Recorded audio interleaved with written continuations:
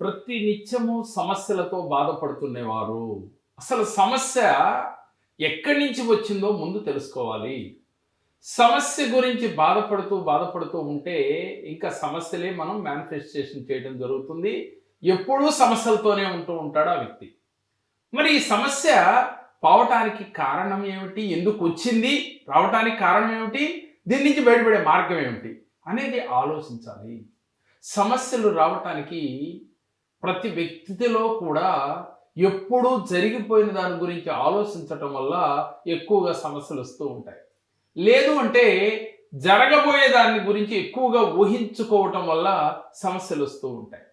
వీటితో పాటుగా ఎవరిపైనైనా శత్రుభావన కలిగి ఉన్నా కూడా సమస్యలు మిమ్మల్ని వెంటాడుతూ ఉంటాయి. లేదు ఈర్ష, స్వార్థం, అసూయ ఇవి కూడా మనలో అప్పుడప్పుడు ప్రతి వ్యక్తిలో వస్తూ ఉంటాయి కదా. అలా వచ్చినప్పటికీ కూడా వారిని సమస్యలు పట్టి పీడిస్తూ ఉంటాయి. ముందు మీ ఇన్నర్ చైల్డ్లో దేని గురించి మీరు బాధపడుతున్నారో, ఏ సమస్య గురించి ఎక్కువగా మీరు మదన పడుతున్నారో, ఈ సమస్యకు మూలం ఏమిటో తెలుసుకుని దాన్ని క్లియర్ చేయాలి. అప్పుడు మీరు సమస్యల నుంచి ఈజీగా బయటపడగలుగుతారు. అది ఆర్థిక సమస్య కావచ్చు, అనారోగ్య సమస్య కావచ్చు, మానసిక సమస్య కావచ్చు. సమస్య ఏదైనా కూడా మూలాన్ని తెలుసుకుని దాన్ని క్లియర్ చేసుకున్నట్లయితే మీ సమస్యలు మిమ్మల్ని వదిలి దూరం అవుతాయి. కానీ మనం ఏం చేస్తాం? సమస్య వచ్చినప్పుడు తాత్కాలికంగా ఒక ఇంగ్లీష్ మెడిసిన్ వేసుకుంటే తలనొప్పి అప్పటికప్పుడు ఇన్స్టెంట్గా తగ్గినట్టుగా ఆ సమస్య అప్పుడు క్లియర్ అయిపోయింది అని ఆనందపడుతున్నాం. కానీ కొన్ని రోజుల తర్వాత మరలా వస్తూ ఉంటుంది.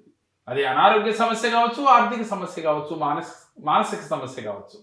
మరి వీటిని మనం జయించాలంటే ఏం చేయాలి అని అంటే ప్రతిరోజు కూడా ధ్యానం చేయాలి. ధ్యానంతో పాటుగా మీ ఇన్నర్ చైల్డ్ని హీల్ చేసుకోవాలి.